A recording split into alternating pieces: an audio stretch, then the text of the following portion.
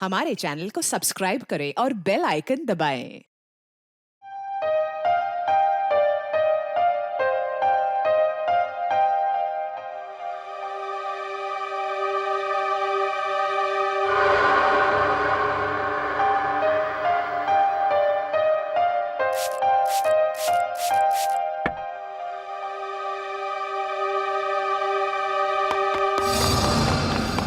कौन है?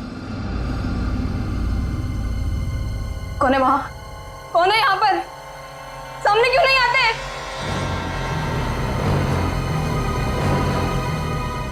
बस बहुत हो गया। बंद करो ये खेल।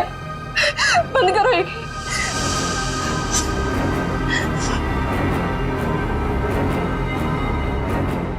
सो भी तो नहीं सकती। अगर सो गई शायद फिर कभी नींद से उठ ही ना पाऊं। जूही, श्रुति, तुमसे कितनी बार कहा है कि दरवाजा खटखटा के अंदर आया करो। ओ हेलो मैडम, ये गर्ल्स हॉस्टल है, किसी ऑफिस की बॉस का केबिन नहीं है। तुम नहीं समझोगी। जूही, क्या हुआ तुम्हें? इतनी चिड़चिड़ी और उखड़ी उखड़ी क्यों लग रही हो? जो इंसान 4 दिन से सोया नहीं हो ना, उसका बर्ताव ऐसे ही होगा ना। सोती क्यों नहीं? मैंने कहा था ना तुमसे, वो सिर्फ और सिर्फ सपने हैं, उनका कोई मतलब नहीं है। श्रुति, सिर्फ सपना नहीं है वो। जो मेरे ऊपर बीत रही है वो तेरे पर बीत रही होती तब तुझे मेरी तकलीफ पता चलती। मैं तेरी तकलीफ समझ रही हूँ जूही, लेकिन तू मेरी बात नहीं समझ रही है। जैसा तू सोच रही है वैसा कुछ भी नहीं है। नहीं। चल अच्छा, अब थोड़ी देर आराम कर। चल श्रुति, ने अब तो गहरी नींद में सो जा। मेरी बात मान जूही, सो जा थोड़ी देर। मैं नहीं सोऊंगी श्रुति। सो जा जूही, तुझे मुझ पे भरोसा है कि नहीं? है ना? तू अभी आराम से सो जा, मैं तेरे कमरे के बाहर ही हूँ। वो सपने फिर आएंगे श्रुति। नहीं आएंगे। Good night. साल भर पढ़ाई करते तो आज नौबत तो ना आती। मुझे बहुत डर लग रहा है यार, कुछ भी तो कंप्लीट नहीं हुआ है। मैं तो श्रुति से न... श्रुति, पता है मैं तुझे ही ढूंढ रही थी। मुझे तेरे नोट्स देना यार, वरना पता नहीं एग्जाम्स में क्या होगा। मुझे बहुत डर लग रहा है यार। मेरे भी नोट्स अधूरे हैं। अच्छा ऐसा करते हैं कि कल लाइब्रेरी जाके इकट्ठा नोट्स बना लेते हैं। तुम दोनों टेंशन क्यों ले रहे हो? अरे गर्ल्स, क्या हो रहा है? एग्जाम शुरू होने वाले हैं। चलो सब अपने अपने कमरे में जाओ और जाकर पढ़ाई करो, बहुत रात हो गई है। Yes madam.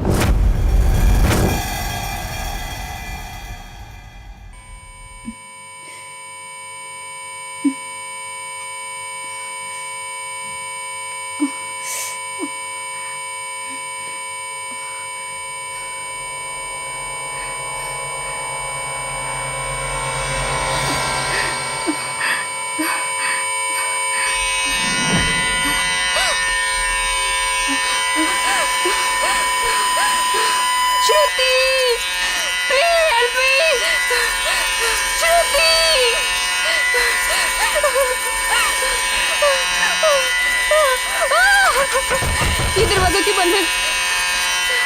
श्रुति, ये लाइट क्यों नहीं जल रही है?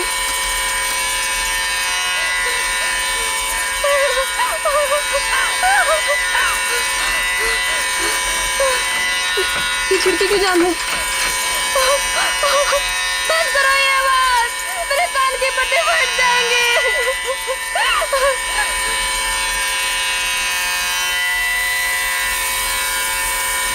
ये धुआं कहाँ से आ रहा है?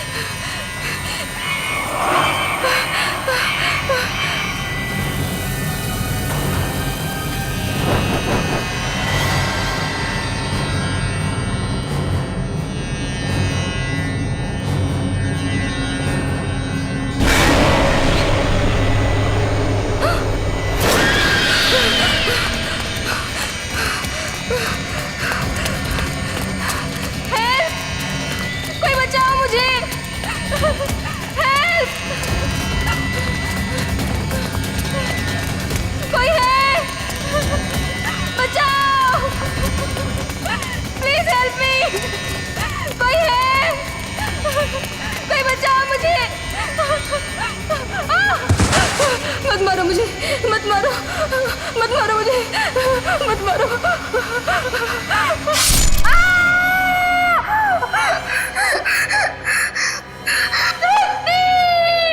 ओह नो, ये तो जूही की चीख है। लगता है उसने वही पुराना सपना देखा है।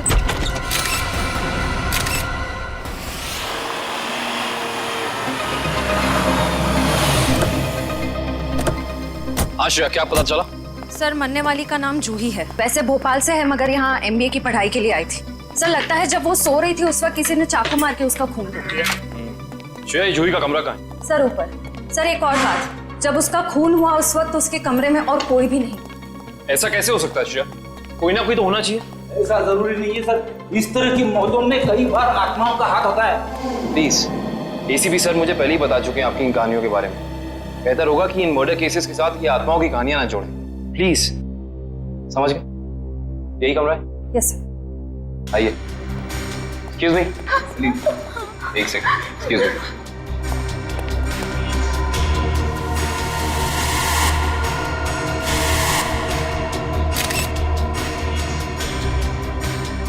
श्रेया, यहाँ पे चाकू का सिर्फ एक ही घाव है। लगता है खूनी ने इतनी जोर से वार किया कि एक ही बार में जूही की मौत हो गई। हाँ सर, हमला भी शायद जूही की नींद में ही हुआ। बेचारी को अपने आप को बचाने का मौका भी नहीं मिला होगा। एक्सक्यूज मी, यहाँ पे सबसे पहले जूही की मौत का पता किसको चला? सर, सबको एक साथ ही पता चला था। हम यहाँ कॉरिडोर में थे, अचानक से जूही के कमरे से चीखने की आवाज आई और अंदर आके देखा तो जूही की जान जा चुकी थी। उस समय कमरे में जूही के साथ और कौन था? सर, उस वक्त जूही के साथ कोई नहीं था। देखिए, आप लोग दोबारा याद करने की कोशिश कीजिए। हो सकता है कोई ऐसा जो उस वक्त भाग निकला हो। सर, भागने का तो सवाल ही नहीं उठता, क्योंकि डोर बाहर से बंद था और वो अंदर से। खूनी भागेगा भी तो कहाँ से भागेगा? एक मिनट, ये दरवाजा बाहर से बंद था, क्यों? सर, कई दिनों से जूही सो नहीं पा रही थी। अचानक नींद से जाग जाती थी और भागकर अपने कमरे से बाहर आ जाती थी। आज भी कुछ ऐसे ही हुआ। वो सो नहीं पा रही थी, मैंने उसको सुलाया और मैं बाहर आ गई और दरवाजा बाहर से बंद कर दिया। लेकिन इसे नींद क्यों नहीं आ रही थी? सर, कई दिनों से उसे डरावने सपने आ रहे थे। उसे ऐसा महसूस हो रहा था कि उसका सपनों में कोई खून करना चाह रहा है, उसकी कोई जान लेना चाह रहा है। हमें क्या पता था कि उसका सच में खून हो जाएगा। डरावने सपने?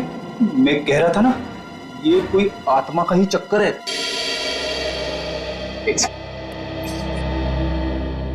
आपको कितनी बार बताया है कि आत्माओं की बातें सबके सामने मत किया करिए। वो लोग क्या सोचेंगे CID के बारे में? सॉरी। अच्छा, आप अभी कह रही थी कि जूही को डरावने सपने आते थे। कभी उसने आप लोगों के साथ कुछ शेयर किया कि उसे किस चीज के सपने आते हैं? कुछ भी? सर, उस ड्रॉर में जूही का स्केच बुक है। उस ड्रॉर में? जी सर। Sketch book? ये बुक? जी सर। ये चाकू? सर, ये वही चाकू है जिसे लेकर कोई उसका पीछा करता था सपनों में, उसे मारने के लिए। ये देखो, ये चाकू बिल्कुल ऐसा ही है जिससे जूही का कत्ल हुआ। हाँ सर।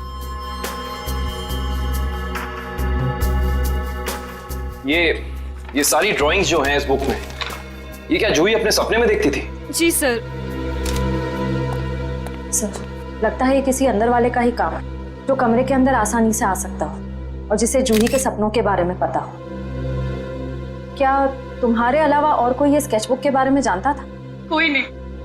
खूनी अगर इस दरवाजे से अंदर नहीं आया तो फिर इस कमरे में आया कहां से? इस बालकनी से। लेकिन बालकनी का दरवाजा तो अंदर से बंद है। अगर खूनी खून करके बालकनी से भागा है तो फिर ये दरवाजा अंदर से बंद कैसे? बालकनी का दरवाजा बंद, कमरे का भी दरवाजा बंद। कहीं जूही की आग। ये खूनी यहाँ आया कहां से, ये अभी पता चल जाएगा।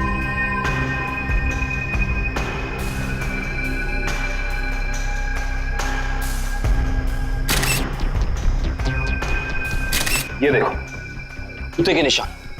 हो ना हो खूनी इसी बालकनी से चढ़कर आया। लेकिन बालकनी का दरवाजा तो अंदर से बंद था, तो फिर खूनी यहाँ ऊपर चढ़ के कमरे के अंदर आया कैसे होगा? ये भी पता चल जाएगा फ्रेडी जी। बस एक बार जूही के मौत के कारण पता चल जाए, कुछ तो होगा यहाँ, कोई सबूत कुछ तो होगा। इधर देखो, ये पाइप इसी वाटर पाइप से चढ़कर खूनी इस बालकनी तक आया है। यहाँ के वॉचमैन से मिलना पड़ेगा। माफ कर दिए साहब, गलती हो गई। इसे गलती कहते हो तुम? एक इंसान गर्ल्स हॉस्टल की बालकनी में चढ़ जाता है, अंदर कमरे में जाके खून कर देता है, और तुम्हें कुछ पता भी नहीं चला। बस साहब 15 मिनट के लिए मेरी आंख लग गई थी। मैं सपने में भी ऐसा नहीं सोच सकता था कि उस दौरान ऐसा कुछ हो जाएगा। तुम्हारी 15 मिनट की लापरवाही की वजह से एक लड़की की जान चली गई। उसकी जिंदगी लौटा सकते हो तुम?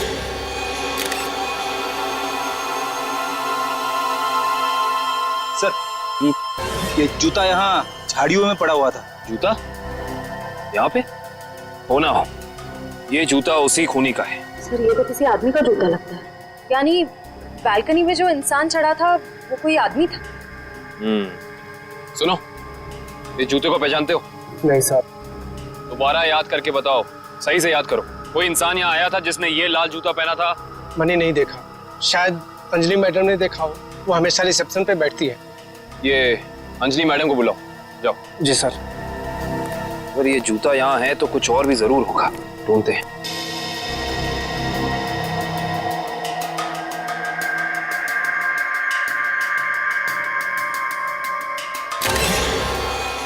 इस तरफ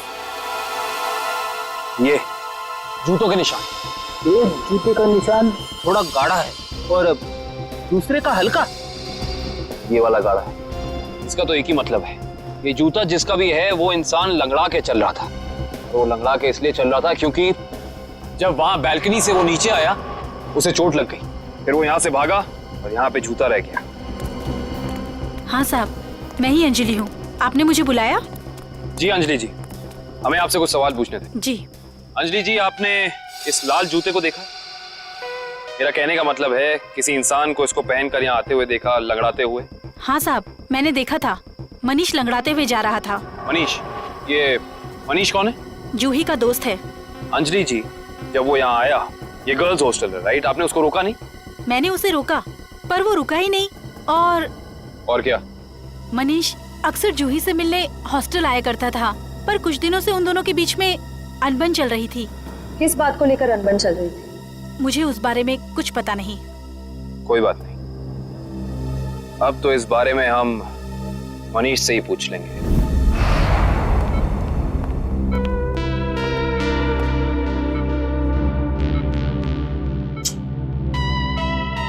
मनीष, कैसे हो यार? मैं ठीक हूँ, पर आप लोग कौन हैं? तुम्हारे शुभचिंतक हैं, सीआईडी वाले। सीआईडी? क्या बात है? क्या मेरी जान को किसी से खतरा है क्या? सुना आपने? खुद एक बेचारी लड़की को मार के खटिया पे लेटा पड़ा है और पूछ रहा है कि मेरी जान को कोई खतरा तो नहीं है। ये क्या कह रहे हैं आप? मैंने किसी की जान नहीं ली। मनीष, ये पाँव में चोट कैसे लगी तुम्हें? वो मैं सड़क पार कर रहा था तो एक बाइक वाले ने टक्कर मार दी मुझे। सड़क पार कर रहा था बेचारा, टक्कर मार दी? वैसे ये हादसा हुआ कहाँ? एमआई रोड पे, जीपीओ के सामने। जीपीओ के सामने? तभी तो। वैसे अगर ऐसा था तो ये लाल रंग का जूता जो तुम्हारा है, हमें पता है जीपीओ के सामने मिलना चाहिए था। पर कमाल की बात देखो, ये जूता हमें स्वर्णिमा गर्ल्स हॉस्टल के बाहर मिला। कैसे? मेरा जूता वहां कैसे पहुंचा? देखो मनीष, हमसे झूठ बोलकर कोई फायदा नहीं है। सच निकालने के और कई तरीके आते हैं। बेहतर होगा हमें सब सच बता दो। क्यों मारा तुमने जूही को? क्या जूही की मौत हो गई? खून हो गया उसका। क्यों गए थे तुम वहां?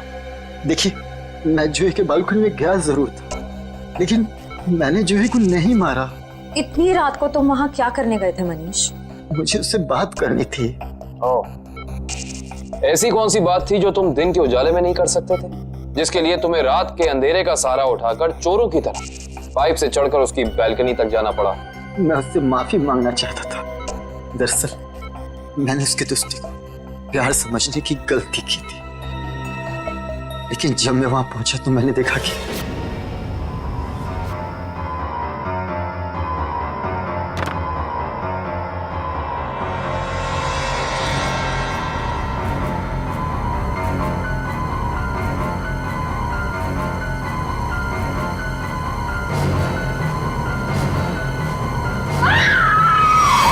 शर्म आनी चाहिए तुम्हें मनीष। उसकी मदद करने की बजाय तुम वहां से भाग गए। यही है तुम्हारा प्यार? अगर किसी ने वहां मुझे देख लिया होता तो इल्जाम तो मुझे पर आता ना। देख तो तुम्हें लिया ही था। अंजलि जी ने तुम्हें रोकने की कोशिश भी की पर तुम रुके नहीं। ये सब छोड़ो, हमें ये बताओ कि जब तुम वहां थे तो उस वक्त कमरे में और कौन था? मैंने वहां किसी को नहीं देखा। हेलो, क्या एक और खून? कहां पे?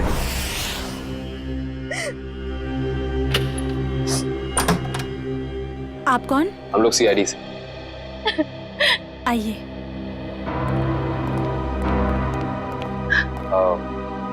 आप कल की जी है ना? जी मैंने ही आपको फोन किया था। मेरी सहेली मीरा का खून हो गया है। उसकी लाश ऊपर उस कमरे में पड़ी है।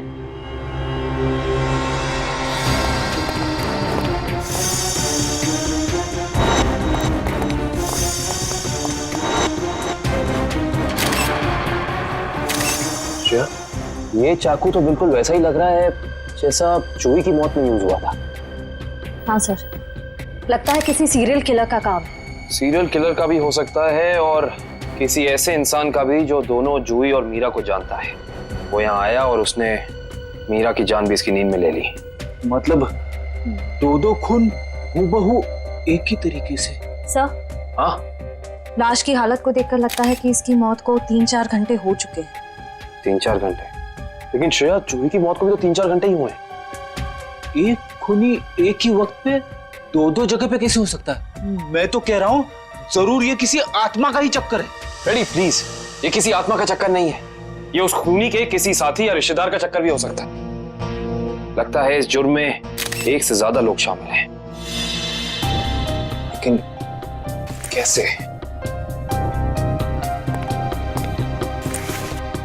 कैसे हो सकता है? इस कमरे की सारी खिड़कियां, सारे दरवाजे अंदर से बंद हैं। और यहाँ पे कोई बालकनी भी नहीं है उस हॉस्टल की तरफ। तो फिर वो खूनी इस कमरे में आया कैसे? इस कमरे की तलाशी लो, कोई ना कोई सुराग जरूर मिलेगा। श्रेया, इसकी फोटो एल्बम और फोन डायरीज चेक करो। हो सकता है जूही और मीरा के बीच में कोई ना कोई कनेक्शन मिल जाए हमें। सर, रेडी, एम्बुलेंस को फोन करो बॉडी ले जाने के लिए। मुझे नीचे इसकी दोस्त से कुछ सवाल पूछने हैं।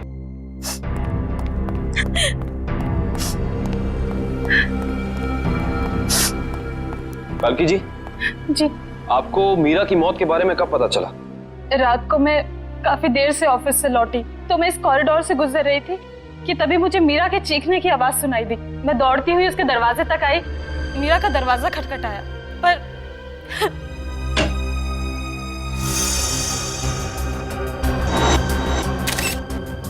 फिर क्या हुआ? मेरा मतलब जब आप यहाँ आई तो ये दरवाजा खुला था कि बंद था? दरवाजा बंद था तो मुझे वॉचमैन को बुला के दरवाजा खुलवाना पड़ा। कल्की जी, जब आप यहाँ पे आई तो आपको यहाँ इस घर में कोई भी निकलते हुए यहाँ से दिखा, भागते हुए दिखा? नहीं।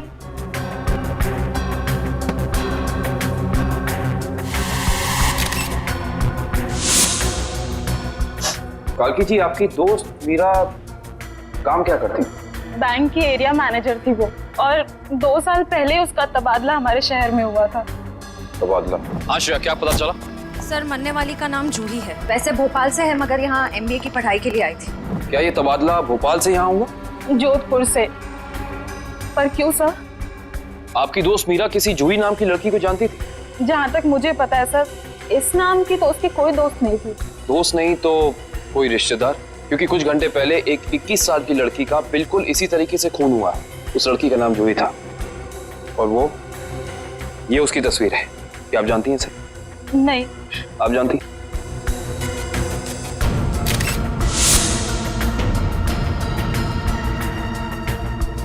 ये क्या हो रहा है हमारे शहर में? आम आदमी तो बिल्कुल भी सुरक्षित नहीं है। कल्की जी, आपको किसी पे शक है? I mean, आपकी दोस्त मीरा की किसी से कोई दुश्मनी, कोई अनबन? उसका कोई दुश्मन नहीं था सर। मीरा तो बहुत ही सुलझी हुई लड़की थी।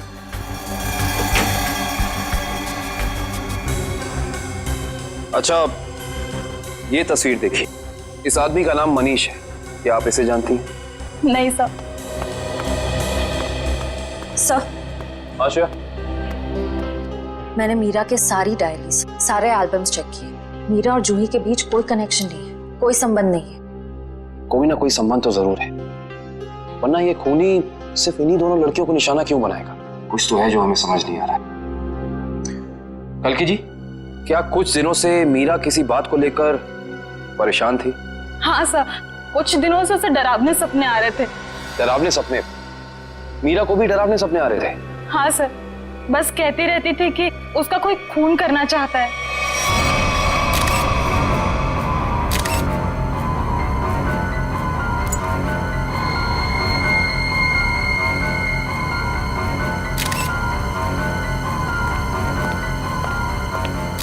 ये कैसे हो सकता है सर?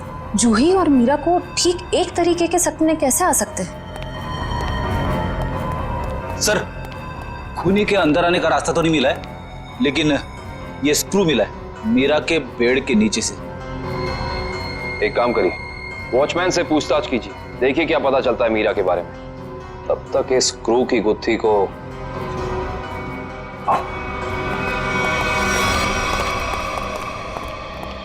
करण, रेडी को ये स्क्रू कहाँ मिला था? सर वहां उधर। इधर? ये स्क्रू हाँ आया कैसे होगा? हाँ ले आओ, संभाल के। इश्ता, श्रेया, संभाल के।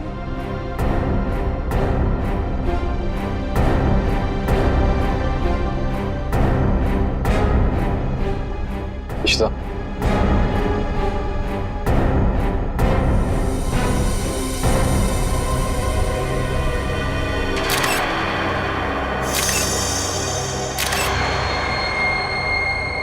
तो ये बात है। क्या हो सर? ये देख रही हो सीलिंग फैन? अब ये सीलिंग फैन इस स्क्रू की गुत्थी को सुलझाएगा। करण, समझ गया सर।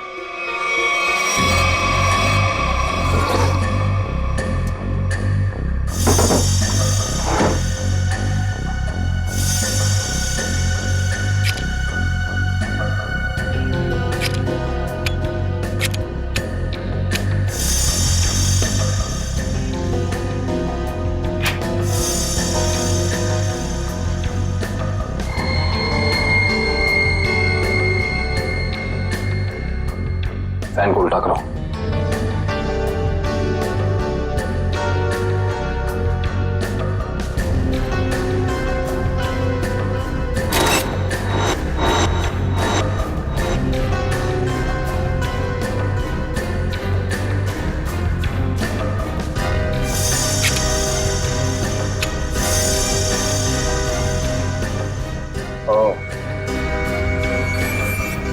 सर यानी ये स्क्रू इस फैन का है? हाँ श्रेया, किसी ने इस फैन के साथ छेड़खानी की है, अभी पता चल जाएगा।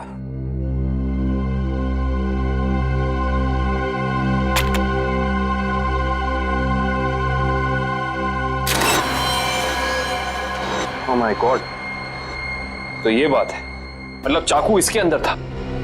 इसके अंदर से इस मैकेनिज्म के जरिए चाकू सीलिंग से नीचे गिरा मीरा के पेट में और उसकी मौत हो गई। अब समझ में आया, ये कारण है जिस वजह से खूनी इस कमरे में नहीं था। उसकी जरूरत ही नहीं थी, उसका काम तो ये सीलिंग फैन कर रहा था। इसका मतलब जूही के कमरे में भी बिल्कुल ऐसा ही सीलिंग फैन होगा जिसके अंदर सेम मैकेनिज्म फिट होगा। वहां भी चाकू सीलिंग से गिरा और जूही की मौत हो गई। सर हो सकता है खूनी ने रिमोट कंट्रोल के जरिए इस चाकू को कंट्रोल किया हो सकता है। और सवाल यह है श्रेया कि खूनी को कैसे पता चला कि सही वक्त रिमोट बटन दबाने का कौन सा था? हाँ सर, क्योंकि ना तो हमें मीरा के कमरे से कोई कैमरा मिला, ना ही जूही के कमरे से, जिससे ये पता चले कि खूनी दोनों लड़कियों पर नजर रख रहा था। वो भी पता चल जाएगा इस सीलिंग फैन के चाकू के मैकेनिज्म के जरिए। क्या ये मीरा और जूही, इन दोनों के बीच में कोई ना कोई संबंध तो जरूर है, कोई ना कोई संबंध तो जरूर है। मगर सर दूर दूर तक इन दोनों के बीच कोई संबंध नजर तो नहीं आ रहा।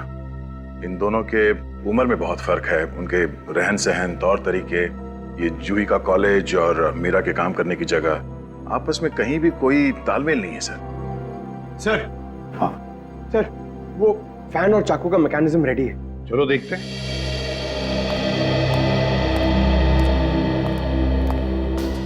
पंकज, रिमोट ऑन करो।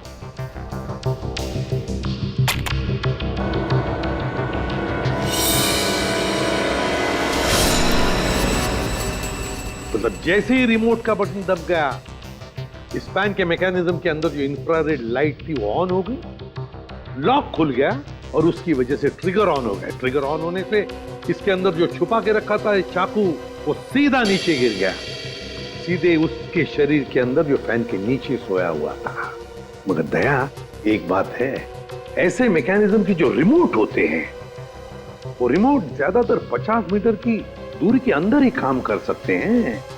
तो फिर जरूर जहां पर मीरा और जूही रहती थी उसके आसपास ही ये आदमी खड़ा था। जिसने भी ये किया है वो 50 मीटर की दूरी के अंदर ही खड़ा था। वहां से उसने रिमोट चलाया और खून कर दिया मीरा और जूही का। और फिर वो सपने, वो एक जैसे सपने जो मीरा और जूही दोनों की नींद में आते थे, ऐसे सपने तो जानबूझकर ही डाले जा सकते हैं, प्लान करके डाले जा सकते हैं, मगर उसके लिए जरूर कोई तो ट्रिगर होना चाहिए। सर, हाँ, जूही के कमरे में लगे पंखे में भी ठीक ऐसा ही मैकेनिज्म मिला है। और तो और जूही और मीरा दोनों के कमरों में एक हफ्ते पहले इलेक्ट्रिकल वायरिंग का कुछ काम हुआ था। जूही और मीरा दोनों के घर में, दोनों के कमरों में एक हफ्ते पहले इलेक्ट्रिकल वायरिंग हुई थी। कहीं ऐसा तो नहीं कि वही इलेक्ट्रीशियन है जिसने दोनों के घरों में इलेक्ट्रिकल का काम कर दिया और फिर खून भी उसी ने किया? पता लगाना पड़ेगा इस इलेक्ट्रीशियन के बारे में।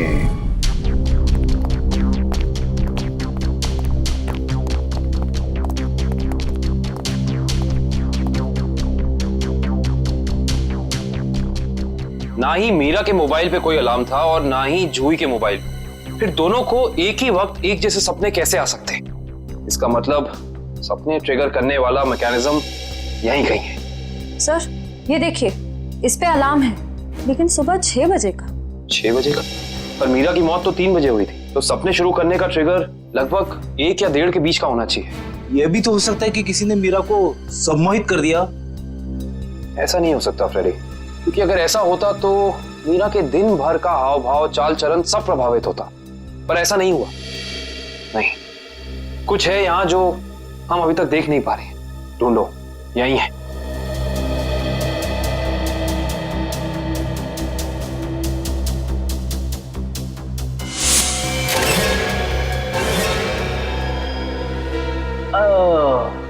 ये देखो,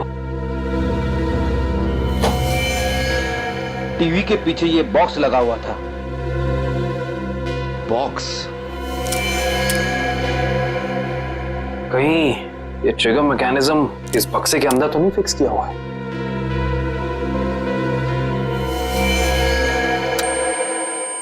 अरे अलार्म बंद करो, ये आवाज मेरे कान के पर्दे फाड़ डाली। सर, कौन सी आवाज? यहाँ कोई अलार्म नहीं बज रहा है। अरे इतने जोर से बज रहा है, सुनाई नहीं दे रहा है। बंद करो।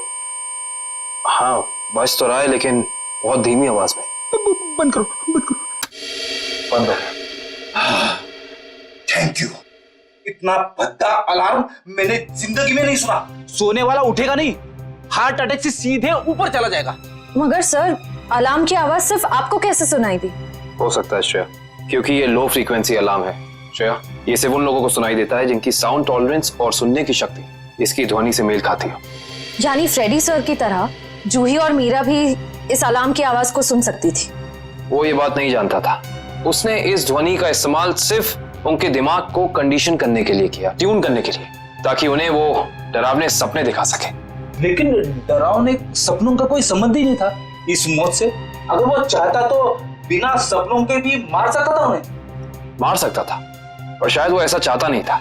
खूनी अपने शिकार के साथ खेलना चाहता था, तड़पाना चाहता था, फिर उनकी नींद में उन्हें एक गहरी मौत देना चाहता था। इंटरेस्टिंग। करण सर, कल की को बुला के लाइए। जी। को ये देखो। अरे आइए। कल्कि जी, जी। इस आवाज को पहचानती हैं आप? ये आवाज मैंने यही सुनी है, मीरा के घर पे। कब? करीब 3-4 दिन पहले, जब वो अपने लैपटॉप पे काम कर रही थी तब।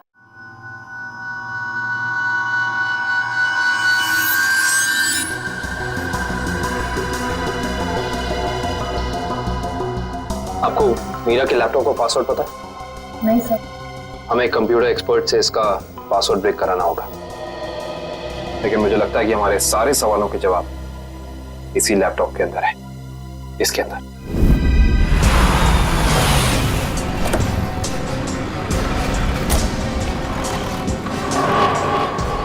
भाई साहब, हम लोग सीआईडी से। सीआईडी से? क्या हुआ साहब? हमें पता लगा है कि पिछले हफ्ते आपका एक इलेक्ट्रिशियन वायरिंग करने के लिए इस एड्रेस पे गया। हाँ साहब, गया तो था, पर हुआ क्या? इन दोनों जगहों पे एक एक खून हुए और हमें शक है कि ये खून आपके इलेक्ट्रिशियन ने किया है। मेरे इलेक्ट्रिशियन? हाँ, और वो भी पंखे में चाकू फिट करके। अरे बाप रे, पंखे में चाकू? जी हाँ, और आप ये बताइए कि इन दोनों जगहों पे आपका कौन सा इलेक्ट्रिशियन गया था? मंगेश गया था सर, पर आज वो आया नहीं है। इस मंगेश का एड्रेस तो है ना तुम्हारे पास? हाँ, मंगेश का एड्रेस लेके ना। सर, वो लैपटॉप का और ईमेल का पासवर्ड खुल गया। Very good job, thank you very much. काबिन, जरा लैपटॉप चेक करो। जी। देखो वो ऑडियो फाइल है क्या इसमें, जिससे वो सपने आते थे उसे।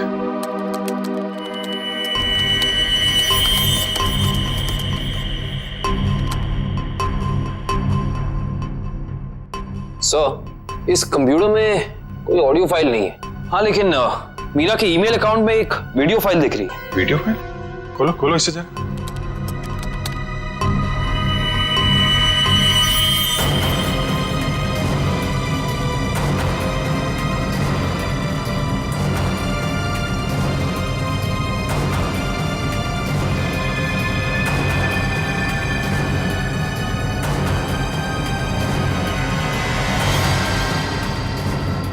सर, ये सारे विजुअल तो मैंने जूही की स्केचबुक में देखे हैं, स्पेशली ये नाला, ये बोर्ड और मास्क पहना हुआ आदमी, तीनों। इसका मतलब खूनी ने जूही और मीरा दोनों को चेतावनी भेजी थी। उन लोगों को हमारे पास आना चाहिए था मदद मांगने। जरा ये फाइल फिर से चलाना।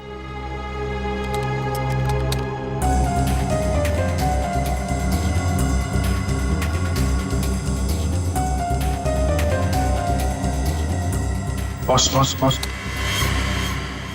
बंजारा रोड, जो शहर के पश्चिमी हिस्से में है ना? Yes sir. मतलब जो कुछ हुआ है बंजारा रोड पे ही हुआ है। क्या? ठीक है, ओके। सर, उस इलेक्ट्रिशियन मंगेश का जो पता मिला था वो नकली है सर। कोई बात नहीं, स्केच बनवाओ उसका और अपने डेटाबेस में चेक करो। बंजारा रोड, वहां जाके देखना पड़ेगा। सब लोग बाहर ध्यान रखना।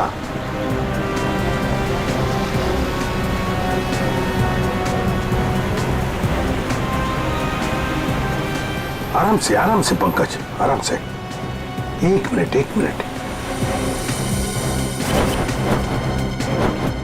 यह है ना एक सूखा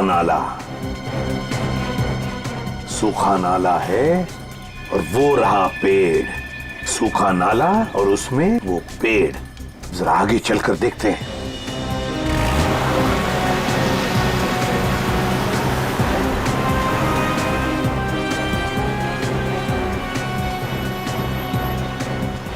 एक मिनट पंकज, एक मिनट।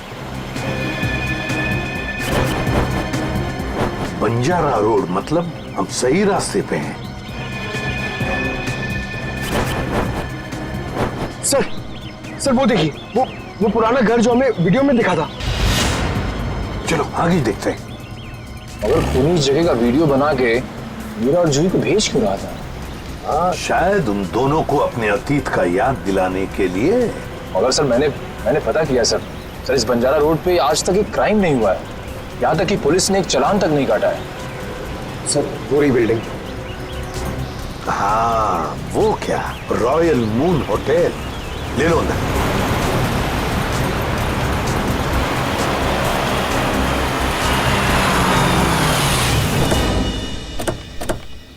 हाँ, इलेक्ट्रिशियन का स्केच मैच नहीं हो रहा है। तो कोई बात नहीं, ठीक है। वेलकम सर, कहिए मैं आपकी क्या सहायता कर सकता हूँ? हम लोग सीआईडी से हैं। दरअसल एक केस के सिलसिले में कुछ पूछताछ करनी थी आपसे। सीआईडी? अब पूछिए, क्या पूछना चाहते हैं आप? वैसे जरा बताइए, कुछ दिन पहले क्या आपके होटल के बाहर कोई किसी तरह की वीडियो शूटिंग कर रहा था? शूटिंग? नहीं सर, हमारी होटल के बाहर शूटिंग या फोटोग्राफी की अनुमति नहीं है। ये दो फोटोग्राफ, दो लड़कियों के, एक का नाम मीरा है, एक का नाम जूही है। क्या ये लड़कियां आपके यहाँ कभी ठहरी थी, कभी आई थी? सर, हमारे यहाँ रोज बहुत सारे कस्टमर आते हैं, ये बता पाना थोड़ा मुश्किल है। मैं समझ सकता हूँ, लेकिन हो सकता है आपके रिकॉर्ड में हो कुछ इनके बारे में। जरा देखिए। हल्का जरा रिकॉर्ड्स चेक करना। सर। हाँ सर, ये दोनों गेस्ट हमारे होटल पे रुके थे पिछले साल 17 मई 2013। 17 मई 2013, मतलब 1 साल पहले। तो क्या एक साथ आई थी या अलग अलग? नहीं, अलग अलग। सर, इन दोनों के पास शहर में रहने के लिए जगह है, एक घर में रहती है और एक हॉस्टल में रहती है, फिर ये दोनों यहाँ किस लिए आई थी? कोई तो वजह होगी ना पंकज, कोई तो वजह होगी। क्या आपका रिकॉर्ड देख सकता हूँ 17 मई 2013 का? Sure sir. 17 मई 2013, काफी सारी लड़कियां आई थी उस दिन आपके होटल में। कोई फंक्शन वगैरह था क्या? हाँ सर, हो सकता है, क्योंकि हमारे होटल के पास में एक कम्युनिटी हॉल है, वहाँ आए दिनों फंक्शंस होते रहते हैं। अच्छा, कस्टमर का नाम रवि, 5 टैक्सीज बुक की थी उसने, 5। हाँ सर, ये एक नारी सेवा केंद्र चलाता है, मुस्कुराहट नाम है एनजीओ का। और वो अभी भी इसी होटल में ठहरा हुआ है सर। रवि इस वक्त आपके होटल में ठहरे हैं?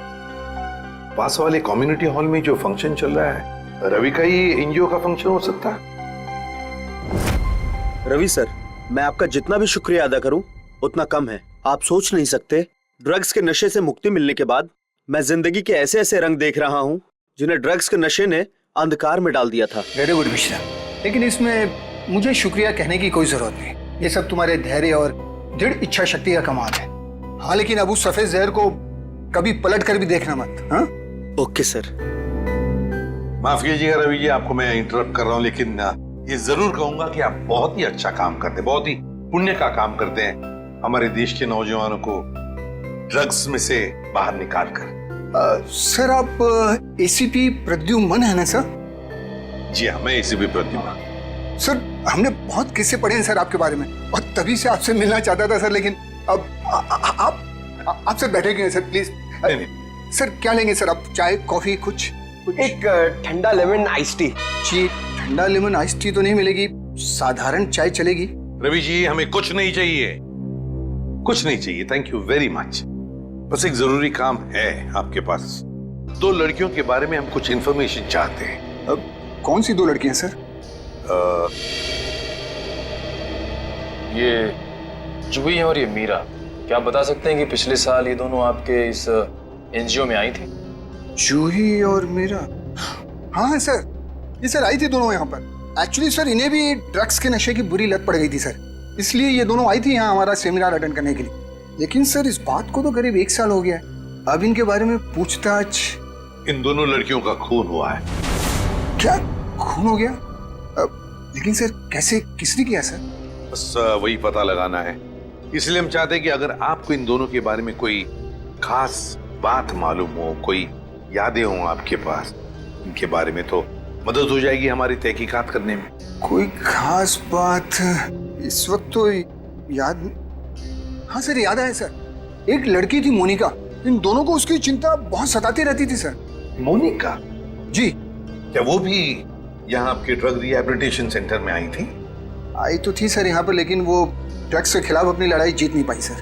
दरअसल सर, 1 साल पहले अपनी बिल्डिंग की छत से कूदकर उसने आत्महत्या कर ली थी सर, ड्रग के नशे में। मोनिका ने आत्महत्या कर ली? जी सर। उसका पता तो होगा ना आपके पास? जी सर, मोनिका का एक ही सगा भाई है, अमित।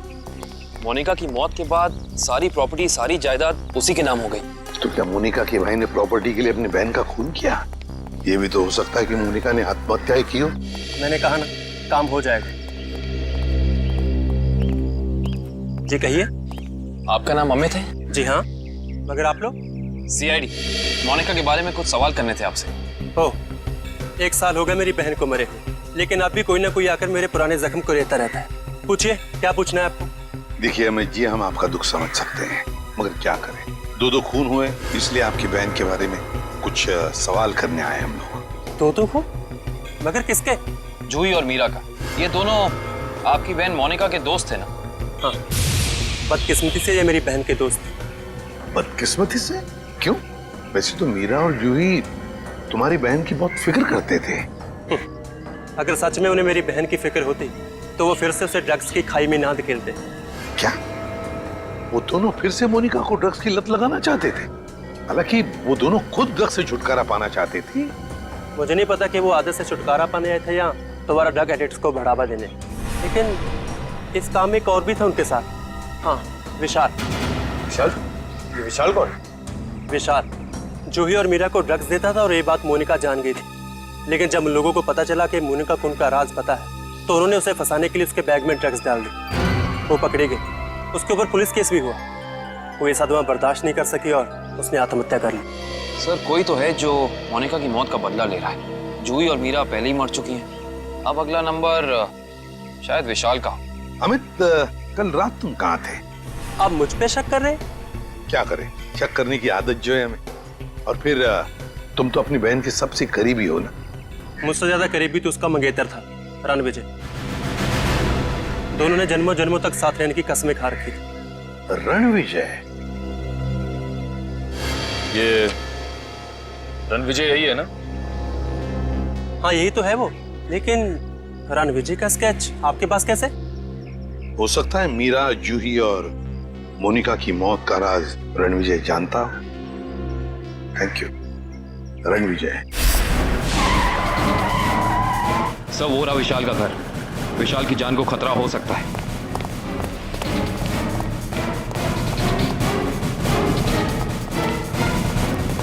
सर, लगता है रणविजय पहले ही पहुंच चुका है। विशाल, ठीक तो हो ना? सर, जान बचा के भागूं सर। रणविजय कहाँ है? सर,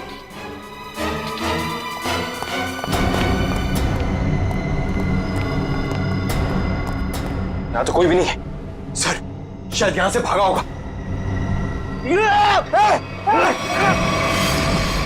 रणविजय! कोई मत हिलना, इसको मारूंगा नहीं तो। छोड़ दो उसे, छोड़ दो। देखिए, वैसे तो मुझे सीआईडी वालों से काफी लगाव है, पर अगर सीआईडी ने मेरे साथ कोई होशियारी की ना तो ये बात मुझे अच्छी नहीं लगेगी। चाकू नीचे फेंक दो। फेंक दो चाकू। डरो मत, कुछ नहीं करूंगा तुम्हारे इस मोटू ऑफिसर को। मोटू मत बोल, टाइटिंग कर रहा हूं आजकल। देखो, मुझे अपना काम करने दो। बेवकूफी मत करो, नहीं बच पाओगे तुम। अरे बचना किसको है? एक बार मैं इस विशाल को मार दूं, भले मुझे फांसी हो जाए, मुझे मंजूर है। देखो रणविजय, ये सब करने से क्या मोनिका वापस आएगी? भले ही वापस ना, लेकिन मेरी बदले की आंख तो पूरी होगी। इन तीनों ने रातों की नींद उड़ा दी थी मोनिका की, इसलिए मैं भी इनके साथ वही कर रहा हूं। इन्हें तड़पा तड़पा कर मारूंगा मैं। देखो रणविजय, मोनिका के साथ जो कुछ भी हुआ ठीक नहीं हुआ। इन तीनों की वजह से बेचारी को जेल जाना पड़ा, बदनामी हुई। नहीं, रात रात भर सो नहीं पाती थी वो, बुरे बुरे सपने देखकर जाग जाती थी। ये विशाल ने मोनिका का बंजारा रोड पे पीछा किया था उसे मार डालने के लिए, इसलिए मैंने भी इन्हें पहले बुरे बुरे सपने दिखाए और अब मैं इन्हें मौत की नींद सुला रहा हूं। रणविजय, ये तुम क्या करने जा रहे हो? विशाल को उसके किए की सजा कानून देगा। अरे कानून का क्या गया, प्यार तो मैंने अपना खोया है ना।